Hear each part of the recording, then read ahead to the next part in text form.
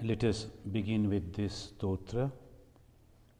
Tavakatham tapta jivanam kavibhiriritam kalmashapaham sravanamangalam srimadatatam bhuvi grinanti e bhurida janaha. Today we will find Bhagavan Sri Ramakrishna in a very exalted mood. And here Master Mahasaya, he is giving the whole account of the Wednesday, October 10, 1883. This is the page number 301 of the Gospel of Sri Ramakrishna. Other had invited the Master to come to his house on the occasion of the Durga Puja festival. It was the third day of the worship of the Divine Mother.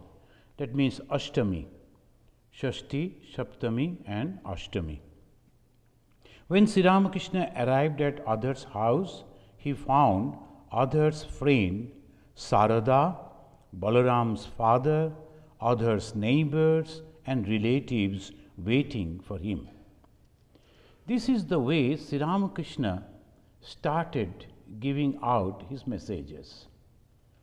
Lord Buddha, after the realization, he came to the Kashi, Banaras. He invited other knowledgeable people, Pandits, and then he talked about his own philosophy. And the same way we find the Shankaracharya. But the Bhagavan Sri Ramakrishna, he is going to the very ordinary people, the simple people. He is going to a devotee's house and then asking him to invite the neighbors and friends.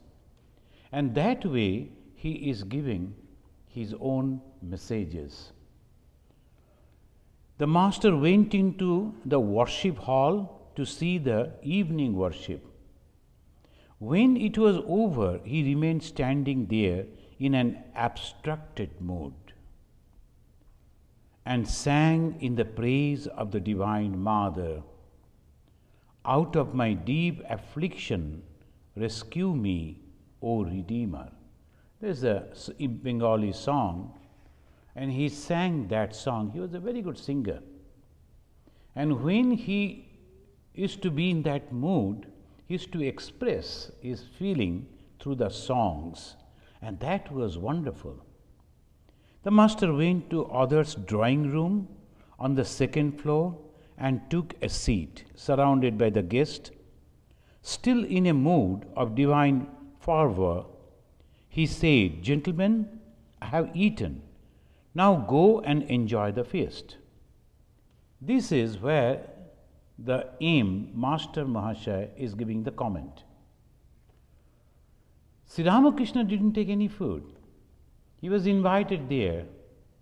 But how come that he is telling, and in that mood he is telling, that I have taken the gentleman, I have eaten, now go and enjoy the feast. Then the Master Mahasaya commenting, and very correctly he is commenting, was the Master, that means Sri Ramakrishna, hinting that the Divine Mother had partaken others' offering?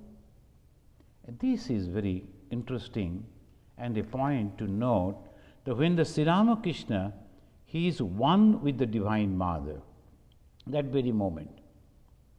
But the people all around him, so many people are there, they couldn't understand, but from the feeling only, and he said in this way,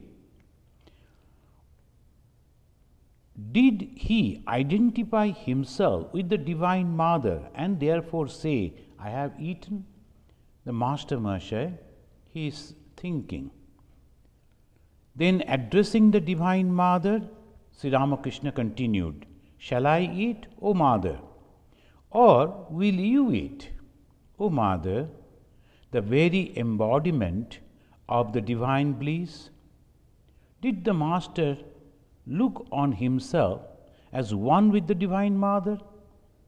had the mother incarnated herself as the sun to instruct mankind in the ways of God?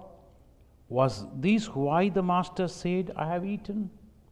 So he is going on pondering over this particular thing. When you go to a holy person in a holy place, or hear something or read something, if we can go deep into that particular thought, we cannot understand what it exactly means.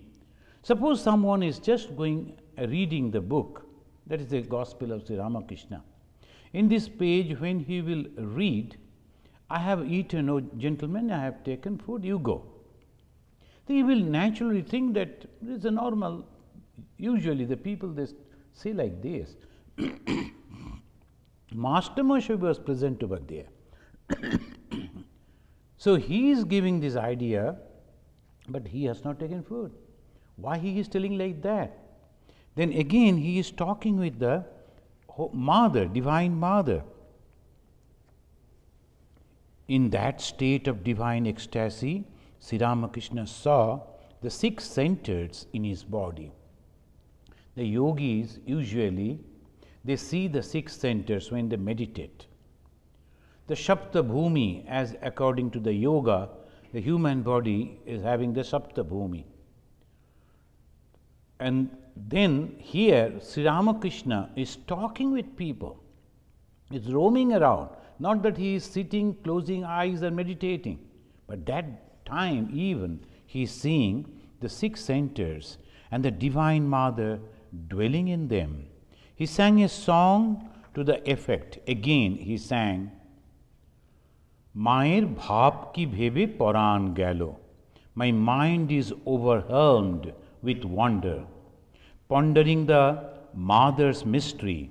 Her very name removes the fear of Kala, death himself. Beneath her feet lies Mahakala. The Kali Puja is coming, and of course this weekend we will go all of us to the Ganges, and we will have the discussion on the Tantra, and of course in the Tantra about the Kali, that discussion will come. And here Sri Ramakrishna said, quoting that Kamalakanta, I do not understand what actually Mother is. I am overwhelmed with wonder. Why? Because just her name that take away all fear. And look at her, Mahakala, that the Shiva himself, the destroyer, are lying under her feet. So this is a wonderful way of expression. Some people, as a group of religious people, so I went to Bangladesh, I was traveling in a train, and from Dhaka to somewhere, or from somewhere to Dhaka, something I have forgotten. And it was a first class compartment, but still, Bangladesh, they are not that way developed. So there are 4 seats were there in the one coupe. I was occupying one. The one gentleman came. I could see that a big group, his followers, he also came, and then they started discussing among themselves, so whether the male should be ruled by the woman or not. So that was the discussion. Always it goes like that. So I was not taking part at all, because I am not in that group. I went over there as a visitor. So I was trying to look outside to the window, but they wanted to have my opinion, and I was thinking whether it is necessary and whether should I, because the situation you can understand. Then suddenly that gentleman, he told what he will say. He is a Hindu and he worships a lady who is standing on the chest of her husband, mentioning about the Kali. So how they can say anything about the women? Women should be always under the feet of the men. So that was his thing. I said, okay, that is your opinion. Then I thought that is correct. That's why I am not commenting, because our goddess is Mother Kali, who is standing on the chest of the Shiva. So here Sri Ramakrishna is singing and he is telling, My mind is overwhelmed with wonder, pondering the mother's mystery. That's the mystery. Why the mother is standing over there? Is she really a woman, or what is she? So that discussions is a wonderful, that's called Tantra. Then again, he said, the fear of the devotees flies away if they but seek the shelter at the feet of the Divine Mother. Was that why the Master sang again, following this song, I have surrendered my soul at the fearless feet of the Mother? These are all very famous Kali Kirtan. They sing as a Kali, particularly in Bengali, and one great Tantrik, he composed these songs. Very peculiarly, in the Tantra we find, not that all the time all people they go to the cremation ground and sit and meditate, not like that. There are great personalities in the Tantra. They only composed songs and sang and then realized Goddess. So that is, we will come to know afterwards in our retreat, we will discuss that. And this song is a very famous song we used to sing.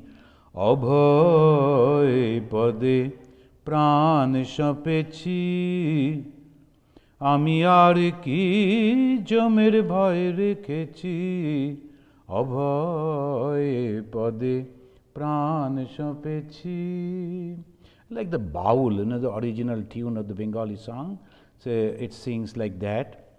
So I have surrendered my soul at the fearless feet of the Mother, and I am fearless now. So Sarada, now again, Master Moshe giving an account, and he was taken with the grief on account of his son's death. So Adhar, his friend, taken him to Dakshineshwar to visit the Master. Sarada was a devotee of Sri Chaitanya, and Sri Ramakrishna looked at him and was inspired with the ideal of Gauranga. Now, just this moment he was inspired in the Kali Tantra, and this moment he is now in the totally inspired by the Gauranga, Vaishnava. In Hinduism, there are three major paths are there: Vedanta, then Vaishnava and Tantra. The Vedanta that follows the path of Veda knowledge, and Vaishnava, the Bhakti, they say the Vishnu is the original, and then the Tantra, they are the followers of Shakti. Here he is singing about that Gauranga. But one thing we always notice, anyone coming to him with any problem, Sri Ramakrishna used to sing some songs, mostly, and they used to be totally free from all anxieties and miseries. That way he is singing, that's not only the song, but that was the prayer, so that God's power is to, that power invoked through that songs. And then the Master continued to sing, assuming the attitude of a woman devotees, infatuated with the love of Gauranga. In the Bhakti, there are 8 different ways. That's called different 8 Bhaktis. And also the approaches to God were different. One was as a lover. So one is looking at the God as her lover and then continuing her spiritual progress, and that is the way of Radhika. That in the Vaishnava we know. And here Sri Ramakrishna, assuming that mentality, temperament, he is singing. Why do my neighbors raise such a scandal? Why do they cast an aspirations upon me simply because of Gauranga? Because the Gauranga, now we know the Chaitanya Mahaprabhu, as he was very fair complex, people used to call him Gaur Anga, the fair Anga, the body, so Gauranga. He is singing, and then Balaram's father was a Vaishnava. Hence, the master also sang of the divine love of the gopis for their beloved Krishna. Afterwards, we find Balaram's father, he is giving a wonderful account of a person, though very rich, at the same time devoted, but still not getting any spiritual upliftment. Why? So Sri Ramakrishna is giving the answer. Balaram's father was a wealthy man with estates in different parts of the Odisha. An orthodox member of the Vaishnava sect, he had built temples and arranged for distribution of food to the pilgrims at various holy places. He had been spending last year of his life in Vrindavan. Vaishnavas, for the most part, are bigoted in their religious views. Some of them harbor malicious feelings toward the followers of Tantra and Vedanta. But Sri Ramakrishna never encouraged such narrow outlook. According to his teaching, earnestness and yearning, all lovers of God will ultimately reach the same goal. The master began the conversation in order to broaden the religious views of Balaram's father. Very interestingly, Balaram himself was a great devotee of Sri Ramakrishna. Balaram's father. So Balaram also, he was that time active Jamindar. He was looking after all the property, and he was a devotee of Sri Ramakrishna. Very humble. The Balaram Babu was very humble, and that is why Sri Ramakrishna used to like him. And Sri Ramakrishna visited that house more than 100 times. We can understand how lucky the Balaram was. But the Balaram's father, though he used to follow all these things, but in reality he was not doing. To help him to go into the real path and realize God and get the peace, Sri Ramakrishna tried many times. Whenever he met, he always said this thing. He said, "Once I thought, why should I be one-sided? Therefore, I was initiated into Vaishnavism in Vrindavan and took the garb of a Vaishnava monk." Sri Ramakrishna is giving his. I spent 3 days practicing the Vaishnava discipline. Again at Dakshineshwar, I was initiated into the mystery of Rama worship. I painted my forehead with a long mark and put on a string with a diamond round my neck. But after few days, I gave them up. In the Vaishnava, always you have to have all the marks, otherwise they will never accept you. Whether inside you are thinking about God or not, that is not the question. The Vaishnava sect means you have to show that outwardly that you are a followers of Vaishnava sect. In the Ramaite Sampradaya, those who are the followers of Ramachandra, they are also Vaishnava, because the Rama, he is also the incarnation of Vishnu. So the followers of Rama are the Vaishnavas. And they also follow this different type of dresses. Sri Ramakrishna said, I also took like that, but afterwards I gave it up. Then he is giving a simile. A certain man had a tub. People would come to him to have their clothes dyed. The tub contained a solution of dye. Whatever color a man wanted for his cloth, he would get by dipping the cloth in the tub. One man was amazed to see this and said to the dyer, "Please give me the dye you have in your tub." So this is a story that he is telling through this. If you are having the love for God, then whatever path you are following, it doesn't matter. You will reach to God. Sincerity and love for God, yearning for God. That is the only thing, whatever path you are following. A certain man had it up. That is that he was telling. Was the master hinting that people professing different religions would come to him and have their spiritual consciousness awakened according to their own ideals? Sri Ramakrishna was the living parliament of religions. He practiced all this. And then he propagated also. He saw Jesus Christ there in Dakshinesha. And Jesus Christ came and embraced him and then vanished in his person. He saw Hazrat Muhammad. He saw the Buddha. And all these, one after another, that's why this is a speciality in Sri Ramakrishna. And with authority, with confidence, he could say all paths are leading to the same goal. The only thing that you need is sincerity. Here I find that master to Balaram Father, don't read books anymore, but you may read books on devotion such as the life of Chaitanya. Now when we are reading the book, so naturally the story and whatever the writing, all the impression is coming on the mind.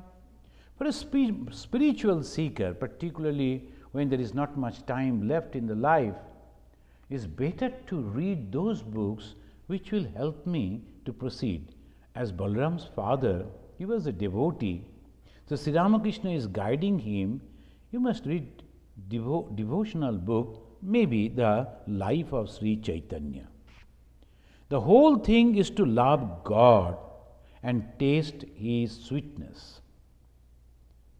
In the human life, if we don't get the taste of that God's love, it is the wastage. We are trying so hard. We have given up so much, but still we couldn't feel anything. That narrowness, that jealousy, that ego, everything is there, but years together we are attending the churches and sermons. What is the fun in that? So Sri Ramakrishna is very practical. That you must get it. So he said, the whole thing is to love God and taste His sweetness.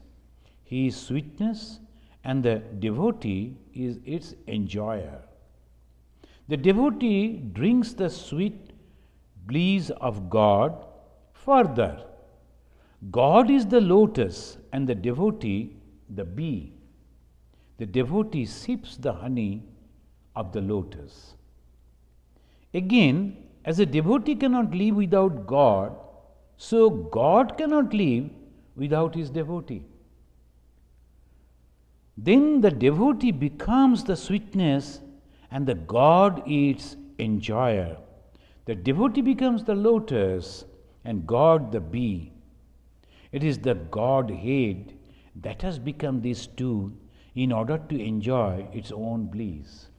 In this line, Sri Ramakrishna is telling the Dvaita, two. And two, there is a devotee and a God. And because the devotee's devotion, God has become the lotus and the flower, and devotee the bee enjoying.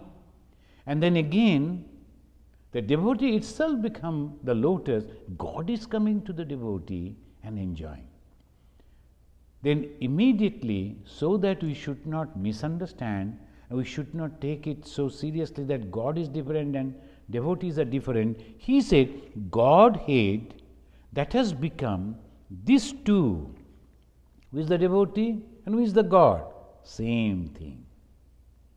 Now, just because of that, that is the Vedanta, Advaita. The God has become everything in order to enjoy its own bliss. That is the significance of the episode of Radha and Krishna. When you read about the Radha and Krishna, when you see the pictures, when you see the movies based on that, they depict in a totally different way. Who was Radha? Krishna himself. And Krishna also was the Radha, Radha was the Krishna. So that is the idea. So that devotee and the God are not separate, they are all same. Rabindranath, he wrote in a wonderful, that those who can understand Bengali, they can enjoy, Tai tomar ananda amar por, tumi tai eshecho niche, আমায় নইলে ত্রিভুবনেশ্বর তোমার প্রেম হতো যে মিছে. It would have been the false. Hence you have come down on the earth to me, the devotee. Though you are the Lord of three worlds, Sharga, Marta and Patala, still without me, whom you could show your love? So devotee is so important. Sri Ramakrishna is telling that Balaram, so you are also so important. So obviously you are part and parcel of God. Then why should you always be so scared of God? The love of God is necessary, and that love with this feeling, Advaita. Now Sri Ramakrishna is giving the instruction. At the beginning of spiritual life, devotee should observe such rites as pilgrimage, putting a string of beads around his neck, like the Vaishnavas they do, and so forth. But outward ceremonies gradually drop off as he attains the goal, the vision of God. What is the goal? Vision of God. Then his only activity is the repetition of God's name and contemplation and meditation on Him. Now, when we are beginning, when a young boy is going to attend the school and he is carrying so much of books, and then the bus is coming, getting down, the tiffin box, water bottle, friends, and so many other things are going on and on. And this, when the same person has received the knowledge, now he is giving that knowledge to others. You don't need all those things.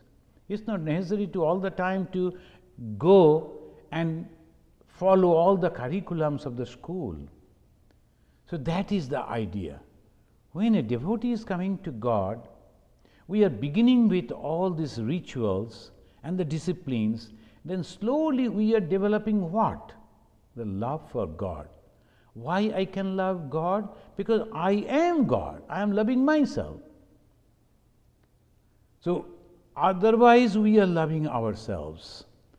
I identify this body as I, that is the problem. When I can realize that soul that is within me as I can see that the same soul everywhere. Sri Ramakrishna will give that idea. Now Sri Ramakrishna is giving again the analogy. The pennies equivalent to 16 rupees makes a great heap. But 16 silver coins do not look like such a big amount. Again, the quantity becomes much smaller when you change the 16 rupees into one gold mohar. And if you change the gold into tiny piece of diamond, people hardly notice it. See, the way he is describing, when we start with a temple, and then these and that and that and that, so many things. Then slowly one thing comes within the mind, constant flow of God's holy name and the joy out of that. So that is the idea. One should develop that. Sri Ramakrishna, that is why it is his speciality, he never goes on giving all the outward expressions of religion. Oh, religion is having this, having that, having that.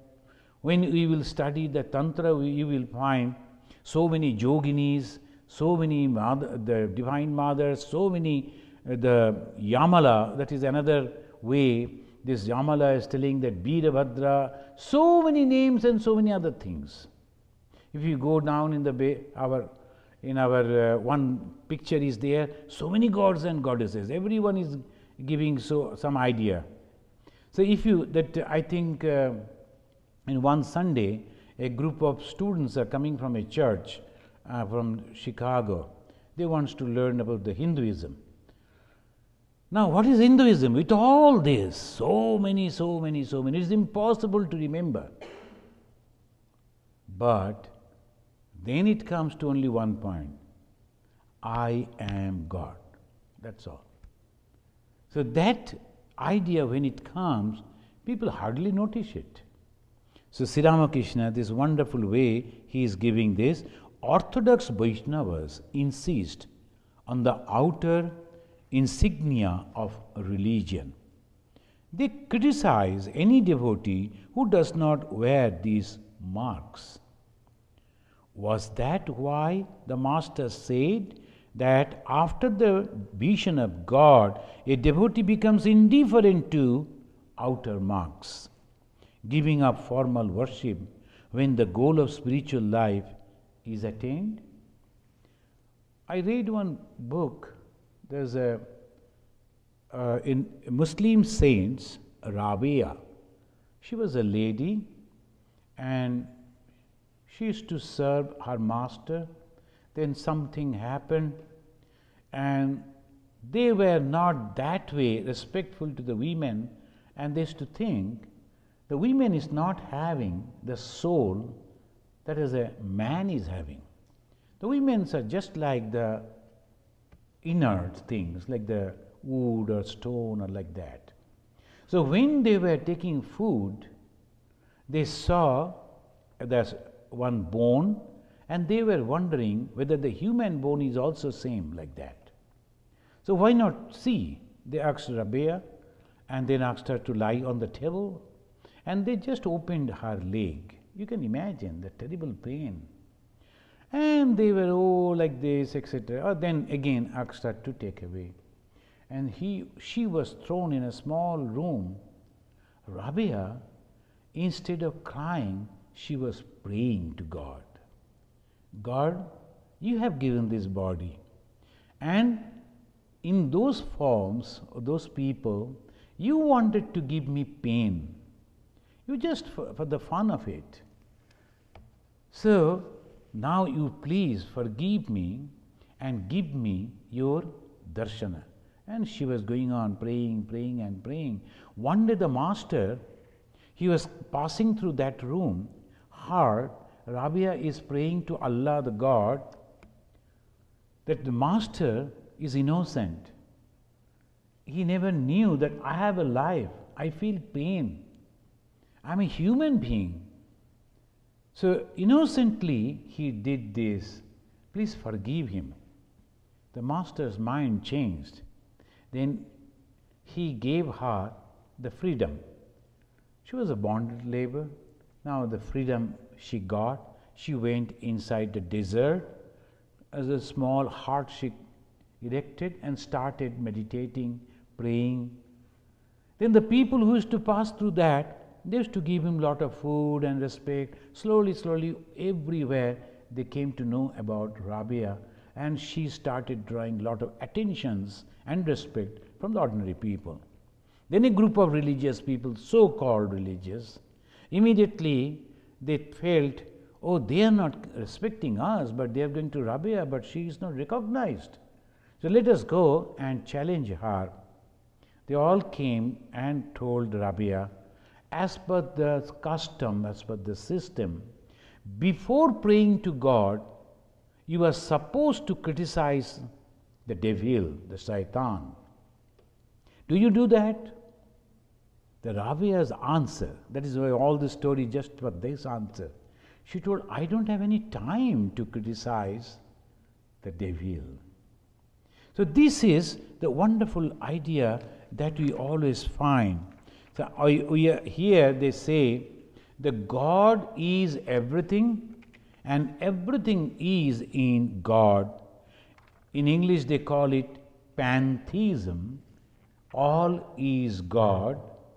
And panentheism, all in God. All is God, all in God. So when one sees the all is God, so that is the idea of the Vedantin. And again, when a devotee is seeing everything that we see in the outside world, it is inside the God only, nothing outside. So that is the two different views, but the same thing. The master, he was telling, Kartavaja group of the devotees, in the Kartavaja group, say the devotees into 4 classes. Kartavaja, most of us, we do not know them, but that time it was a very famous way of spiritual practice. Karta means the God, Karta means the master. And who is the master? The God. And all these people, they are following the master, the God. Now, as because we cannot see the God, so the in charge of the person, he was considered as the Karta, and the people used to come. But they were not having good names and the acceptance in the society.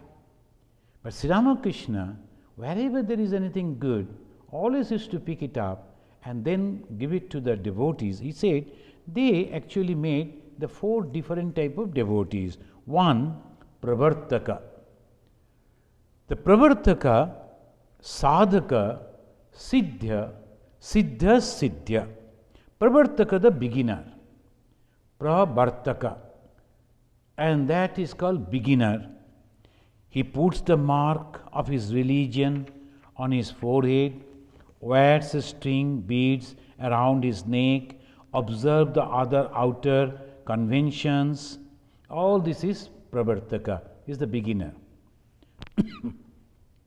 Then the Sadhaka, the struggling devotee, does not care so much for elaborate rites. An example of the class is the Baul. In the Bengal, there's a group of people,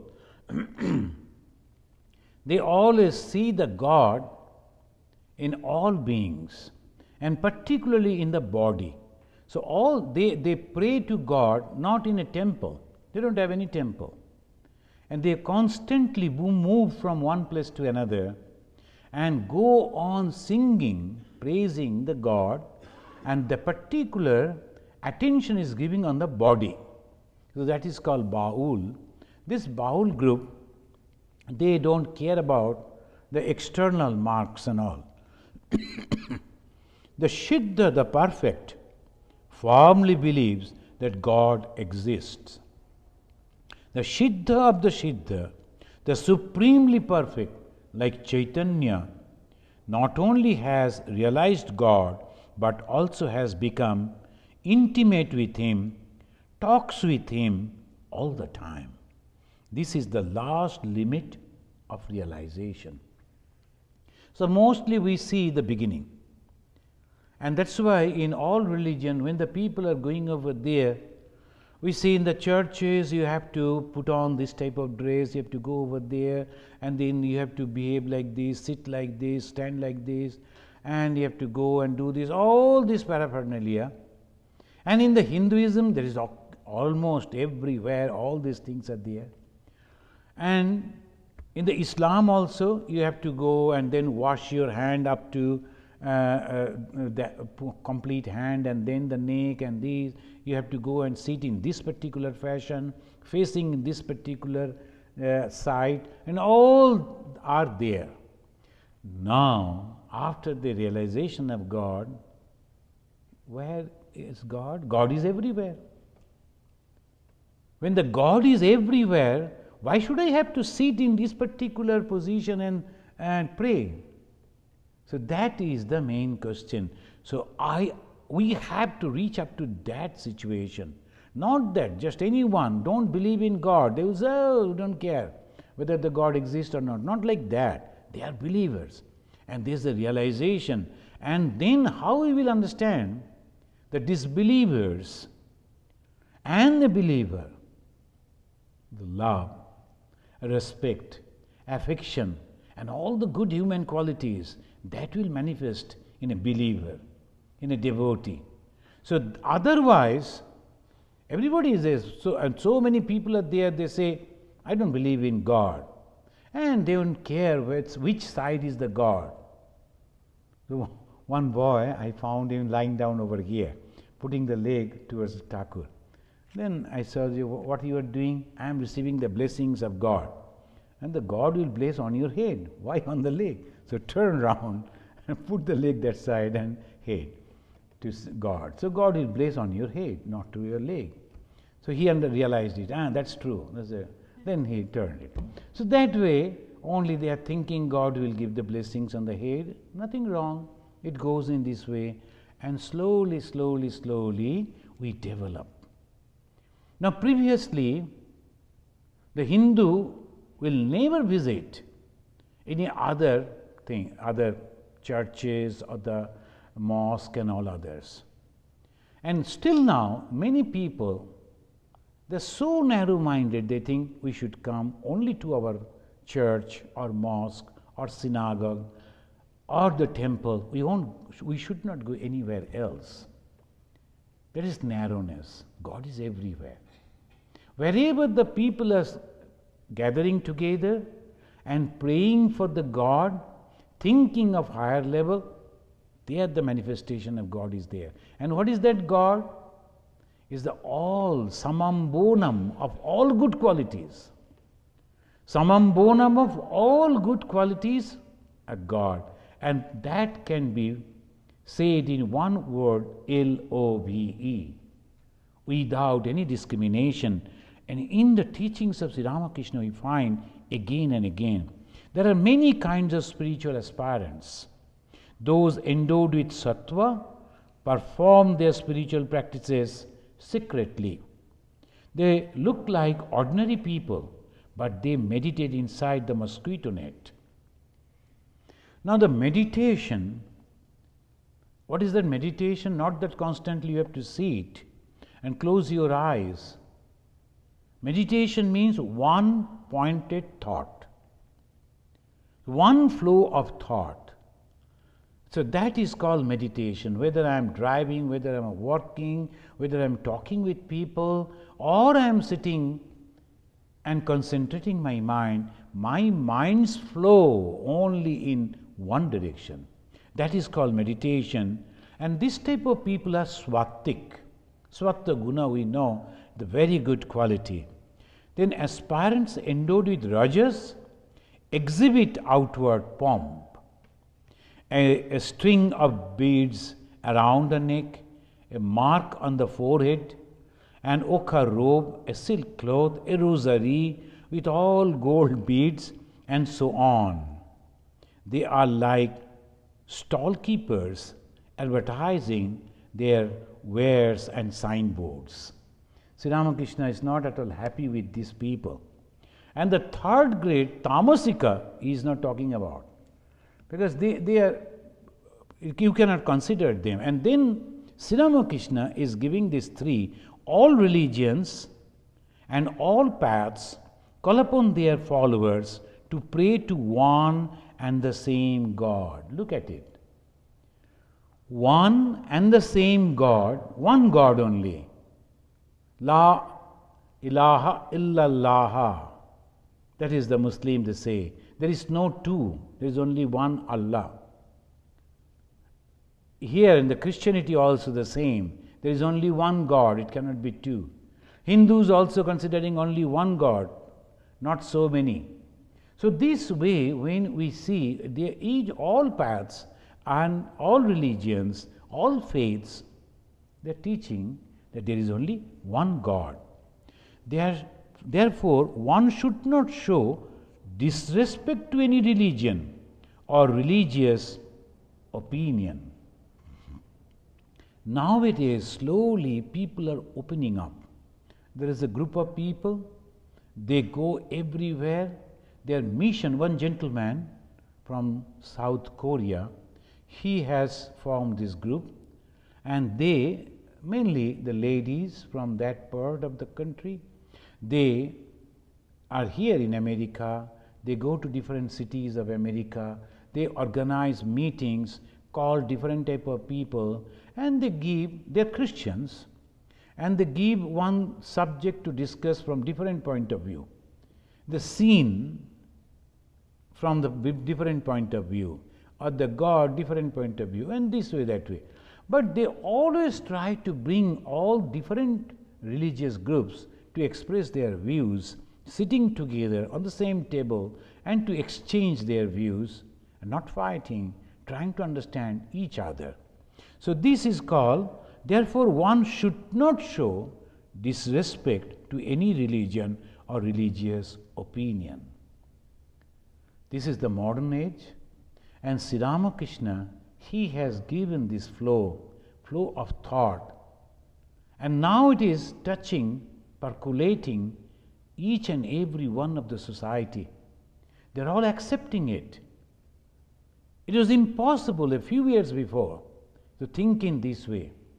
Even today in India, some of the parts are there where a Vaishnava cannot think to go to Kali temple, or the Kali sadhakas think to visit any Vaishnava temple. They will never.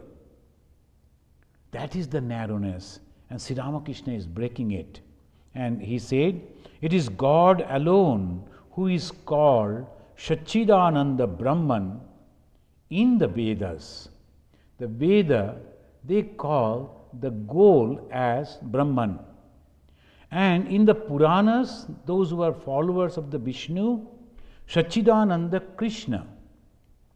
And again, Satchidananda Shiva in the Tantras.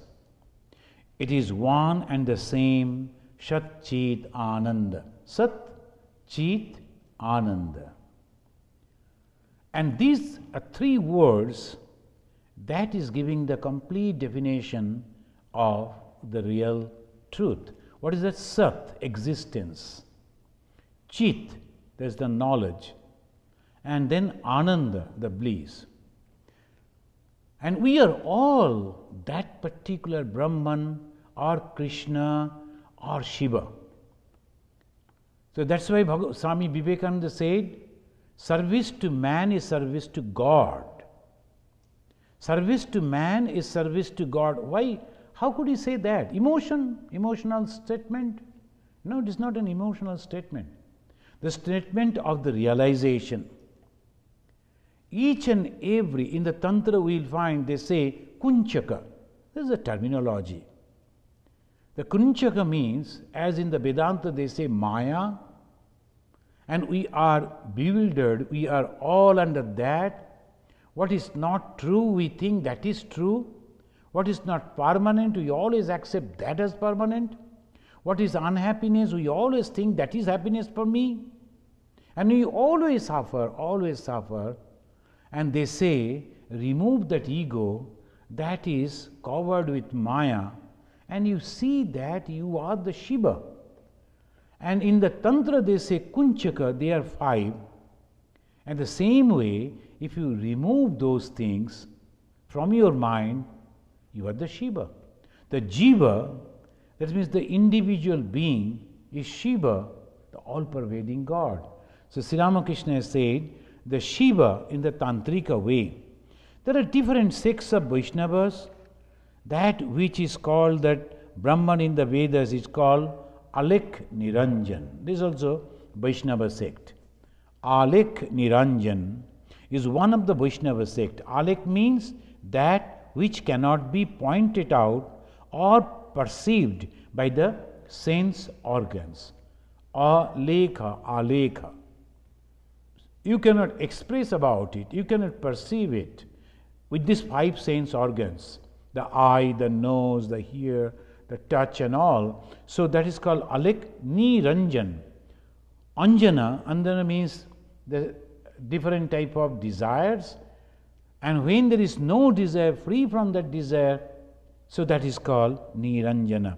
According to this sect, Radha and Krishna are only 2 baubles of the Alek. According to Vedanta, here is no incarnation of God. Vedanta means Advaita Vedanta. No incarnation of God. The Vedantis say Rama, Krishna are but 2 waves in the ocean of Satchidananda. In reality, they are not two. There is only one. A man may call on God by any name. If he is sincere in his prayer, he will certainly reach him. He will succeed if he is longing. That is the most important teaching. And there is a ekolabha. In the Mahabharata, there is a story. A young boy, he wanted to learn the archery from a guru, but guru understood this boy is very talented and he will be parallel to Arjuna. So to give the Arjuna the space, he told, no, I cannot teach you because you are not Kshatriya or not Brahmana. So of the four castes, the upper two castes, Brahmana and Kshatriya, they will get the opportunity to learn from me, and not you. What he did, he loved the teacher so much, he went inside the jungle and then he made an image of that gentleman, the guru, and he learned himself. And one day when they came to the jungle for hunting, they found that boy as a master archer. Where from you have learned? From you, sir. But I didn't see you. But here you are, the image. He kept the image and he went on believing this is the image which is teaching me. So whatever the teachings came within his mind, he learned, he became the master. So that is called the faith. When we are worshipping a small piece of stone, thinking that that is the embodiment of the Vishnu, Narayan Shila, or the Shiva, or the Durga, that faith takes us to that realization. That is exactly what Sri Ramakrishna is telling. And he said that they make so many pilgrims and repeat the name of God so much. Now he is pointing out to the father of Balaram Bose. Balaram Bose was his great devotee and a great supporter too. He used to give all the provisions and the money, but the Sri Ramakrishna was completely free. Not that you have to go on telling the rich man, so just comforting him so that he should not be angry, he should not go away. Not like that. He said what is good for them, and that is the teacher's character. A teacher, real teacher, should not hesitate to tell or to speak out what is good for the disciple. So Balaram's father was a good man, but he was not understanding the truth. So Sri Ramakrishna, with these words, he is telling, they make so many pilgrimages and repeat the name of God so much, but why do they not realize anything? It is because they have no longing for God. God reveals himself to the devotees if only he calls upon him with a longing heart. Jesus also, that famous story, he pushed down the head of the boy, the gentleman who wanted to know how to call on God. He pushed down his head under the water until he was almost dying. Then he left. And this man came out. Then he asked, how you were longing for air, oxygen? Similarly, if you long for God, without you, oh God, I am dying. I cannot take breath without you. That love. Then only you can realize. And Sri Ramakrishna was going on. At the beginning of the yatra performance, there he is giving an example again. Whenever he says something, immediately he gives the example. In the yatra, I don't know whether you have seen or not, in the villages, at the open air performances, in the beginning, just to make the people aware that something is going to happen, there will be lot of light and singing and drum beating, and the people will come and dance, all these things, and the people will come, oh, the yatra is going to start. When all they are attentive, they are looking at it, immediately those people will go, Narada will enter. and the Narada or a person who will go on telling about the truth. See, if you are not following this, you are going to suffer. So that way, all over India, every village, they used to spread the high moral values. And this way, they used to spread. Not that people were, they were able to read, and they had no time to go and listen to the sermons. But through the yatras, through these dramas, they learned. Then it was Tuesday, October 16, 1883. Sri Ramakrishna was in his room at Dakshineshwar with Rakhal, again Balaram's father, then Bani Pal, M, the Master Mahasaya, Mani Mallik, Ishan, Kishori, and other devotees. Master Mahasaya has given all these names. Why? Because the account, the record, and all the conversation that he has published, those people that time, they were alive. So naturally they could protest. Oh no, you have written in your own way. I was never there, or I didn't talk in that way, or the master never said these, you have added your. No, that is the historicity. That is the speciality of this gospel. And we will find that the master, Sri Ramakrishna, is just this one or two sentences. Liberal-minded devotees accept all the forms of God. These are wonderful, the two sentences. First, he said, liberal-minded devotees accept all the forms of God, Krishna, Kali, Shiva, Rama, and so on. Then the Balaram's father, yes, sir. Immediately, Sri Ramakrishna, he understood that he has not understood the Balaram's father couldn't get the right point. Immediately he said the next sentence, but again, there is a thing called nishtha, single-minded devotion. So that is called nishtha. So I have chosen an idol.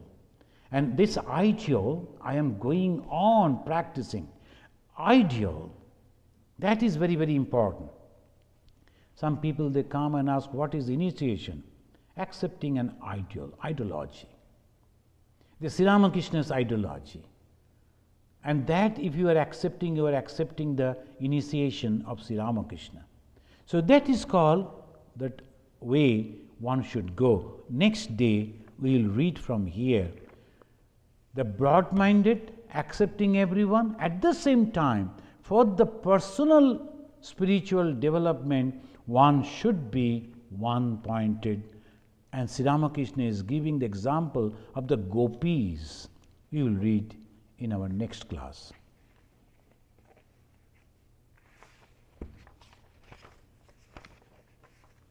Let us chant this mantra. Niranjanam nityam anantarupam bhaktanukampa drita vigraham vai Ishavataram Parameshamidhyam Tam Ramakrishnam Shirasa Namama.